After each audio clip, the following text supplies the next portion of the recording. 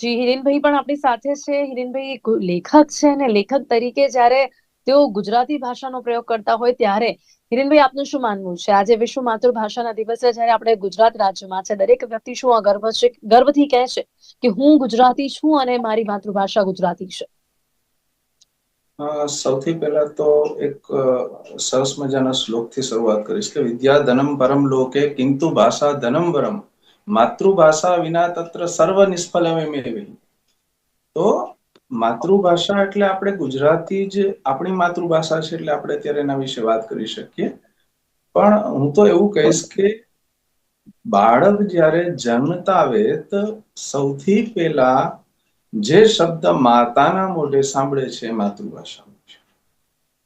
કેમ કે આમાં એવું હોય છે કે તમે એક આપણે મૂળથી જ વાત કરીએ કે ભાઈ એક માતા જ્યારે બાળક ને જન્મ આપવા માટે 9 મહિના જે વેદના સહન કરે છે એ પછી એમને જન્મ આપે છે, મોટો કરે છે અને એ જ બાળક જ્યારે પોતાની માતાને મોટો થઈને વૃદ્ધાશ્રમમાં મૂકવા જાય ત્યારે જે પીડા માતાને થતી હોય છે એવી જ પીડા આજે મોટા ભાગની માતૃભાષાઓને થઈ રહી છે.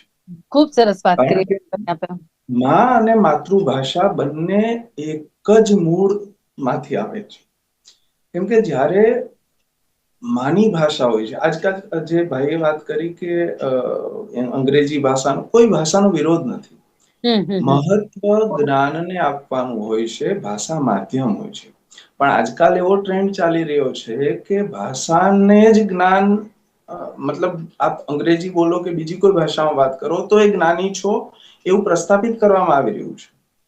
તમે વિચાર કરો કોઈ પણ ભાષાના સાહિત્યકારો થઈ ગયા છે પોતપોતાની માતૃભાષામાં જ પોતપોતાના કૃતિઓને લખી છે. પછી આપણા મેઘાણી હોય, નર્મદ હોય, કલાપી હોય, બંગાળના રવિન્દ્રનાથ હોય, ગીતાંજલિ જેવી અદ્ભુત કાવ્ય રચનાઓ બંગાળી ભાષામાં લખી છે. અનુવાદ પછી થયા છે પણ લખી છે તો એની માતૃભાષામાં. કેમ કે જયારે માતા 9 મહિના બચ્ચાને ઉદરમાં રાખે છે ત્યારે પોતે જે ભાષા બોલતી હોય છે એ એના જીવના રક્તે અંદર જ એકદમ વર્ણાવેલી ગયું છે. એટલે આ ભાષા જ્યારે બાળક બોલતું થાય, એ પેલા વિચારતું થાય અને એને વ્યક્ત કરે, એ તમામ જો પોતાની જ ભાષામાં કરે તો બહુ સારી રીતે કરે છે. ઘણા દેશો આજે ઉદાહરણ લઈએ તો ફિનલેન્ડ છે, ચીન, જાપાન છે, જર્મની છે, ફ્રાન્સ છે, ખૂબ ટેકનોલોજીકલ આગળ છે. બધી બાબતોમાં જયારે આગળ હોય ત્યારે સૌથી મોટું કારણ એનું છે કે પોતાના માતૃભાષાને મહાત્મ્ય આપે છે અને પ્રાધાન્ય આપે છે. જી બીજી બિલકુલ. બધી ભાષાઓ એના માટે આદરણીય હોય એમાં શંકા નથી, પણ માતૃભાષામાં જે તમે કામ કરી શકો એ બીજી કોઈ ભાષામાં ન કરી શકો. અને આ બધું જે થઈ રહ્યું છે દેખાદેખીના કારણે થઈ રહ્યું છે. આજે આપણે જેના કારણે પરિસ્થિતિ એવી થઈ છે કે ધોબીના કૂતરા જેવા થયા છે. ન રહ્યા ઘરના ન રહ્યા ઘાટના. જયારે અંગ્રેજીમાં વાતો કરવાનું કે વિચારવાનું આવે તો એ થઈ શકતું નથી, ગુજરાતી જી આવડતું બિલકુલ. જી સાચી વાત કરી છે આપે હિરેનભાઈ. આ પ્રકારની પરિસ્થિતિ ચોક્કસપણે આજની આ પેઢીમાં આપણને જોવા મળી રહી છે. જીગરભાઈ, જી ખૂબ જ સાચી વાત કરી આપે. હવે હિરેનભાઈ, તમે એક લેખક છો તો ત્યારે કોઈ પણ લેખકના હાથમાં જ્યારે પેન આવે ને અને કાગળ આવે ત્યારે એનું લખાણ સૌથી વધારે એની લાગણીઓ ક્યાંક એની માતૃભાષામાં જ વધુ સારી રીતે નીકળે એવું કહી શકાય છે. આજે આ સવાલ પણ એટલા માટે કારણ કે આજના સમયમાં મોબાઈલ ટાઈપિંગ, લેપટોપ પર ટાઈપિંગ, કોમ્પ્યુટર પર ટાઈપિંગ, આ તમે જોશો કે સ્કૂલમાં હોય કે પછી ઓફિસમાં પણ મેલ, આ બધું જ તમે કમ્પ્યુટરમાં અને ફોનમાં કરીને મોકલી રહ્યા છો. પણ છતાં પણ જયારે વ્યક્તિ એક લેખક હોય ત્યારે એક કાગળ અને પેન એના હાથમાં આવે ને ત્યારે એ શબ્દો એની માતૃભાષામાં જ નીકળે એવું અને એ કદાચ એની લાગણીઓ વધુ સારી રીતે નીકળે એવું કહી શકાય. જ્યાંથી મેં હમણાં જ વાત પૂરી કરી ત્યાંથી ફરી શરૂઆત કરું કે નથી રહ્યા ઘરના, નથી રહ્યા ઘાટના. તમે જે વાત કરી કે મેલ ટાઈપ કરવાનો હોય કે પછી મોબાઈલમાં કઈ ટાઈપ કરવાનું હોય, મૂળાક્ષરો અંગ્રેજી હોય છે, ભાષા ગુજરાતી જ હોય છે. જી જી જી. એટલે આમાં તકલીફ એ થઈ રહી છે કે પછી ગુજરાતી ભાષા કદાચ ટાઈપ કરીને મોકલી દેશે પણ ગુજરાતી મૂળાક્ષરોનો એને ખ્યાલ નથી. હિરેનભાઈ એને પેલી વોટ્સએપ યુનિવર્સિટી વાળી લેંગ્વેજ કહેવાય છે. બિલકુલ બિલકુલ બિલકુલ. અને મેં ઘણી જગ્યાએ જોયું છે કે જ્યાં તમારે કંઈક પોતાની છાપ છોડવાની, જેને અંગ્રેજીમાં કઈ ઇમ્પ્રેશન ક્રિએટ કરવાની હોય, એવી જગ્યાએ લોકો ગૂગલ ટ્રાન્સલેટનો સહારો લેતા થઈ ગયા છે, કેમ કે વિચારો હંમેશા માતૃભાષામાં નીકળવાના છે, એમાં કોઈ જ મિનમેક નથી. અમે જેને કહેવાય કે પ્રયોગો ઘણી જગ્યાએ કર્યા છે. તમારે કોઈ પણ જગ્યાએ કરી લેવાની છૂટ. અંગ્રેજી માધ્યમમાં ભણતો ગુજરાતી છોકરો કે છોકરી અને ગુજરાતી માધ્યમમાં સતત ભણતા કોઈ વિદ્યાર્થી, બંનેને બેસાડીને એક કોમન વિષય આપવાનો, મારો પરિવાર અથવા જે એને કોમન વિષય કોણ સરસ લખી શકે છે, આપોઆપ તમને માતૃભાષાનું મહત્વ સમજાઈ જશે. સાચી વાત છે આપની. હિરેનભાઈ, આજે ગુજરાતી વાંચનાર વર્ગ કેટલો છે? ગુજરાતીમાં કોઈ પુસ્તક હોય કે ગુજરાતીમાં કોઈ પણ લખાણની વાત કરીએ, ગુજરાતી સમાચાર ની વાત કરીએ, તો આજે ગુજરાતી વાંચનાર વર્ગ કેટલો છે? પુસ્તકો આજે ગુજરાતીમાં કેટલી વેચાય છે, કેટલી વંચાય છે? વાંચનાર અને જાણનાર વર્ગ ખૂબ મોટો છે, પણ આજકાલની પેઢી વાંચતા શરમ અનુભવે છે. આ ખૂબ દુઃખપૂર્વક કહેવું પડે છે કે શરમ અનુભવે છે. મેં ઘણી જગ્યાએ પ્રવાસમાં પણ જોયું છે કે ગુજરાતી બુક ખોલવામાં, જયારે કોઈ અંગ્રેજી બુક લઈને બેઠો હોય ને, કે હવે એ આવડતું હોય ન આવડતું હોય, ખાલી જે વાત થઈ ઇમ્પ્રેશન, એ માટે ગુજરાતી બુક પોતાની સાથે લઈ ગયેલ ખોલવામાં સંકોચ અનુભવતા લોકોને મેં જોયા છે. મૂળ વર્ગ ઘટ્યો નથી, સાહિત્ય પ્રત્યેનો પ્રેમ ઘટ્યો જરા કઈ નથી, પણ જે સંકોચ મનમાં આવે છે કે આપણે નીચા દેખાશું, નાના દેખાશું જો માતૃભાષામાં વાંચી લેશું તો, આ એક સંકોચ ખૂબ મોટા પાયે વિકાસ થયો છે. અને એનું કારણ પણ આપણો સમાજ જ છે, બીજું કોઈ બાકી કોઈ કરી દીધું છે એવું નહીં. આપણી ખોટી વિચારસરણીઓ આનું કારણ છે. જી બિલકુલ, ખૂબ સાચી વાત આપે કરી છે. આ સંકોચ જે આપણે સમાજે જ ઉભો કરેલો છે. કિરીનભાઈ, હવે વાત મને એ પણ કરવી છે કે આપણે વાત તો કરી રહ્યા છે, સમાજને પણ કહી રહ્યા છે, માતા પિતાને પણ આ સમજ આપી રહ્યા છે, પણ એક માતા પિતા તરીકે જો આપણે વિચારીએ તો ક્યાંક જ્યારે એ લોકો રિસર્ચ કરે છે એમના છોકરાઓ માટે ઇન ફ્યુચર પ્રોફેશનલિઝમમાં સ્કોપ કેટલો છે, તો એમની પાસે વિકલ્પ નથી રહેતો. કદાચ આ વાત કડવી છે પણ સત્ય છે.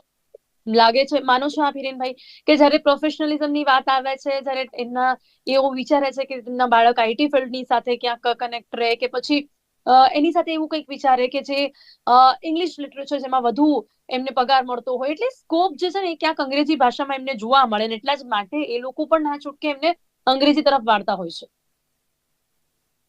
ચીનના, જાપાનના, જર્મનીના, ફ્રાન્સના, કોરિયાના કોઈ મા બાપને આવું નહીં ફીલ થતું હોય કે અંગ્રેજી ભાષામાં જી સ્કોપ હિરેનભાઈ, નથી? કારણ કે ત્યાંની સરકાર, હવે ત્યાંના નિયમો અને ત્યાંના લોકો, એમના જે ત્યાંના પ્રોફેશનલિઝમમાં જે ભાષા છે એનો તમે ઉપયોગ જોજો, અને ત્યાં આગળ જે પ્રોફેશનલિઝમમાં જે કામ છે એનું એ તમે જોજો, અને એના ઓપોઝિટ તમે અહીંયા ગુજરાતમાં જુઓ.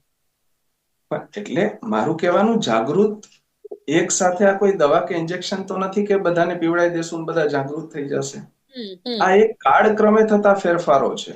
અત્યારના માતા પિતાની વાત કરી, જે માતા પિતા ચિંતા કરે છે કે અંગ્રેજી મીડિયમમાં ભણાવવા જોઈએ અને આટલું બહુ જ બધી, હવે આપણી પેઢીના, મતલબ આપણા માતા પિતા 10મા ધોરણમાં 3 વાર ટ્રાય પાસ થયા હોય ગુજરાતી મીડિયમ, એને આપણી ચિંતા અંગ્રેજી મીડિયમની હોય.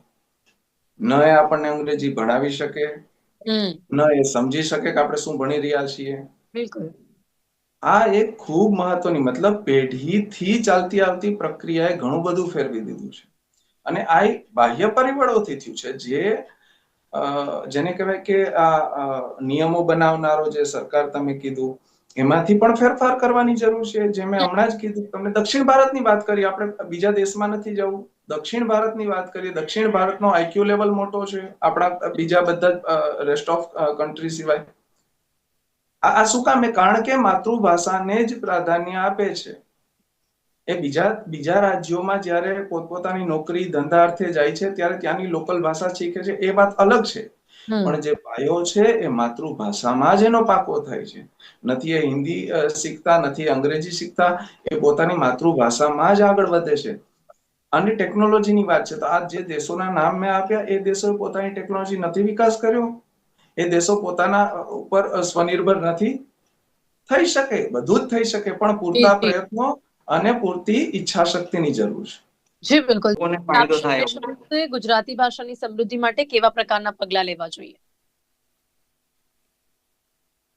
આપણે જે હમણાં તમે વાત કરી એમાં મને વચ્ચે એક બીજી વાત યાદ આવી કે જે સરકારનો એક પ્રયત્ન મને હમણાં ધ્યાનમાં છે, હવે કેટલો સફળ થશે ખબર નથી, પણ ઇજનેરી કોર્સો જે છે જી, એ એમણે જેટલા બધા ગુજરાતી કોર્સ ગુજરાતીમાં શરૂ કરવામાં આવ્યા. જી જી. હા, હવે એને કેટલી સફળતા મળશે એ પછીની વાત છે, પણ જી, પ્રયત્નો તો વાત જ થયા. એ છે કે કેટલા સ્ટુડન્ટ છે કે એમાં એડમિશન લેશે, એ એક હા, ક્વેશ્ચન માર્ક થઈ જાય છે. પણ હવે જો રાતોરાત કોઈ, મેં હમણાં જ વાત કરી, કોઈ જેવું જાદુગર નહીં થાય કે બદલાઈ જશે. અમુક શબ્દો અંગ્રેજીના વાપરવા પડશે, તો એને આપણે અત્યારે પૂરેપૂરું ગુજરાતી ન કરતા પેલું તમે જે વાત કરી વોટ્સએપ યુનિવર્સિટી વાળી, એ ભાષામાં પણ લઈ જશું તો પણ વાંધો નથી.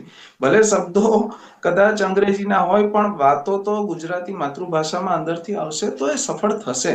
જી પછી બિલકુલ, ધીમે આપણે ધીમે પણ આ એવી જ એનું આશા બદલી રાખીએ, હિરેનજી, આપણે પણ એવી જ આશા રાખીએ કે આ થોડા થોડા સ્ટેપ્સ, નાના નાના પગલા લઈએ, વિચારોને બદલવાનો પ્રયાસ કરીએ, ત્યારે દરેક વ્યક્તિ, પોતે એક વ્યક્તિ આવું વિચારશે તો આપણા એક એક વ્યક્તિ તો આ સમાજ બનેલું છે ને. અને તો આજે કદાચ પણ એવી આ તરફ પાયાની પરિવર્તન આવી. ઘણી સ્કૂલો પાયાની છે કે જે ગુજરાતી ભાષામાં અંગ્રેજી ભાષાની સ્કૂલો કરતા ખૂબ સારું ભણાવે છે. બાળકોની મૂછાળી માં કહેવાતી ગીજુભાઈ બધેકા, એની ભાવનગરની સંસ્થા દક્ષિણામૂર્તિ ખૂબ સારું ભણાવે છે. ખૂબ સારું, એટલે એ અંગ્રેજી મીડિયમની સ્કૂલો પણ ઝાંખી પડે એટલું જી જ્ઞાન આપે છે. બિલકુલ, પણ લોકોએ ભણવા જવું પડશે. એ ક્યાંક હા, સમાજમાં આ માનસિકતાને બદલવી પડશે, તો જ ખરા અર્થમાં આજના દિવસની ઉજવણી કહી શકાશે. સમય જી. સમાપ્ત થાય છે. હિરેનજી જીગરજી, આપ બંને મારી સાથે ચર્ચામાં જોડાયા તે બદલ આપનો ખૂબ ખૂબ આભાર. Thank you so much.